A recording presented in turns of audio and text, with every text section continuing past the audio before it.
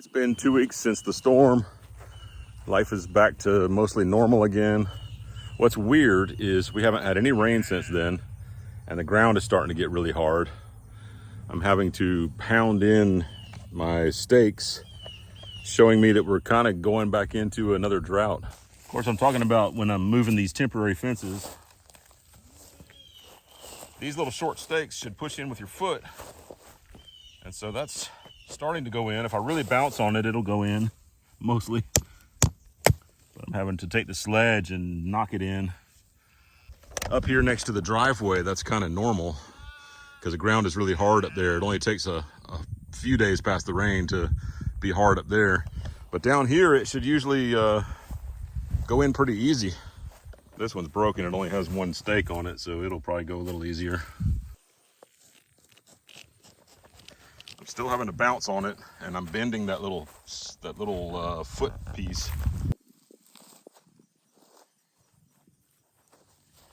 This is what we're doing every couple of days. Moving the sheep to a new pasture. So while I'm doing all this, I'm looking down here, the lower pasture, the pasture that I've been creating myself, and I'm noticing a root ball sticking up. So then I'm thinking, wow, I lost another big tree down there. I had saved a few of these trees, you know, obviously these, but some of the tall ones in here I've been saving, one here and one there. So I haven't even been down there to look at it yet. So we'll go down there right now. Looks like a pretty big tree. I think the one that I had left right there was a nice large tree. Not nearly as big as the one we lost up here. I'm walking down here because the place where I had put in these tires and built up the dirt has washed away. Cleaned out the tires, cleaned out around them. I'm gonna have to redo this. I got a bunch of rocks up there in that driveway, large ones, and I think I'm gonna kind of do a mixture of dirt and rocks and tires here to try to build it back up. But it's kind of narrow. I think I could drive the golf cart down here, but the tractor would be another situation. Here's a branch that impaled the ground. I'm so glad these magnificent trees didn't go down. But this one was almost as magnificent. It's a nice tree. Let's get a good look.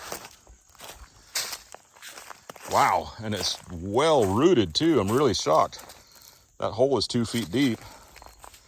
A lot of times the trees just have like a, I don't know, they just have such a smaller root ball. This one had been covered in poison ivy, so that's what this big root is. But look at the thickness of this tree. So that comes up taller than my knee.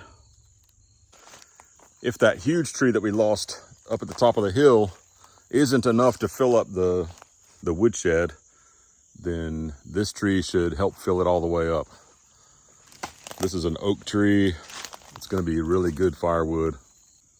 I'll just have to pry. All the branches right here are poison ivy, just coming out of that vine.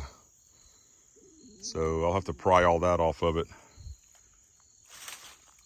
But it goes on up in there. You see, leaning against the trees all the way back there. I hadn't come all the way down here to look, but I had just kind of glanced down and thought that everything down here survived really well. Even this giant dead tree over here didn't fall down. You can see the top of it right there. You can see where the water really came through here. You don't see it that much up here, but when you look here, you can see everything's all laid down where there was a huge sheet of water pouring through here.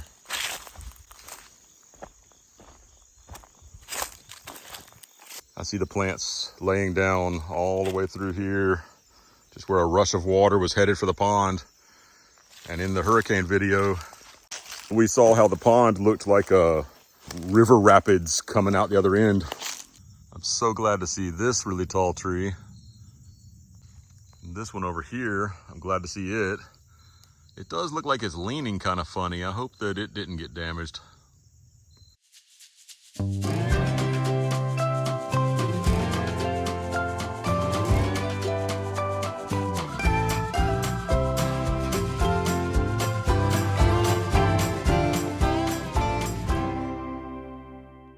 So yesterday and last night I got all this done.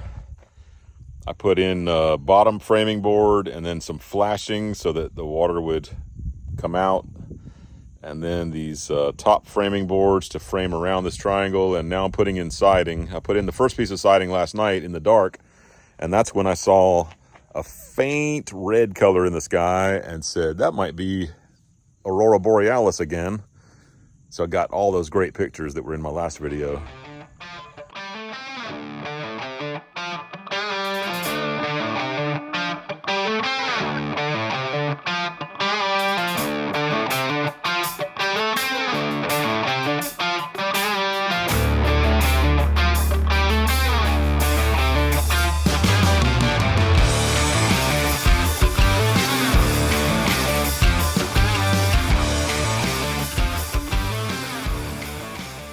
I need to put up 2 more pieces, but they both have to be stained, so it's going to take a little longer.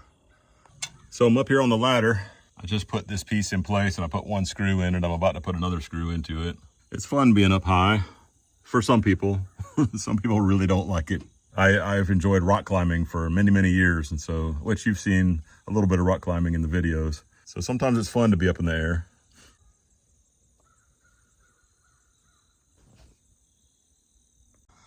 A lot of times I only have 1 hand, so I'll start a screw with 1 hand and then grab my screwdriver.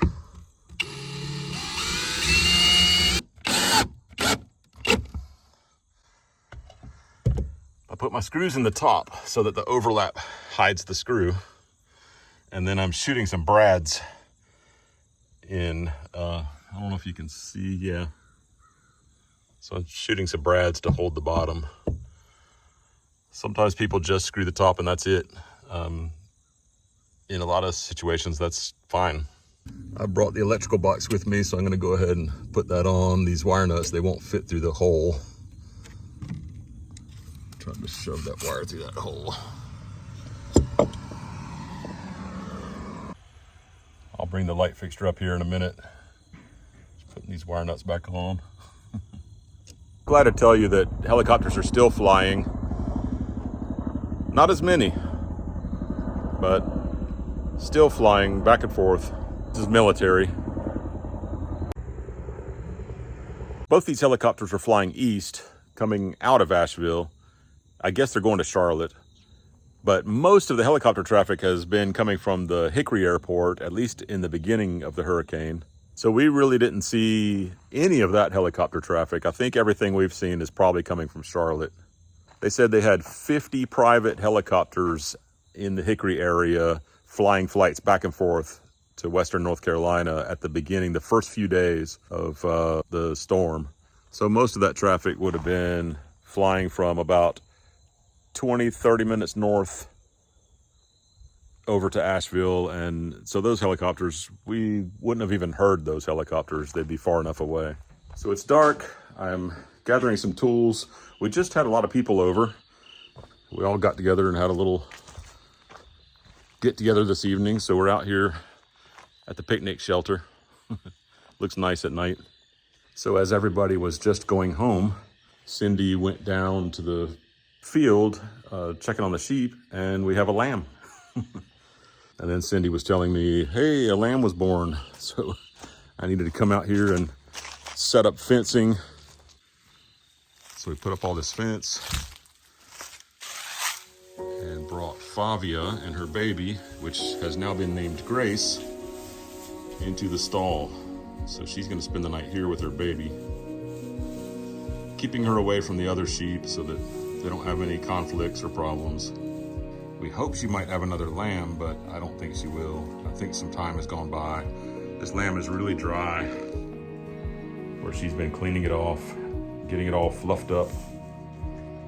So I think if another baby was gonna be born, it would already be here. So we're welcoming Grace to the farm. She's happy, she's jumping around. We just trimmed her umbilical cord and dipped it in iodine. So she's all good to go. She's jumping all around.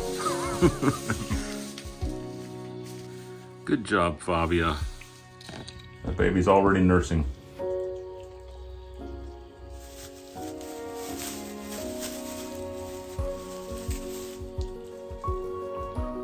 When they nurse, they swing their tail back and forth.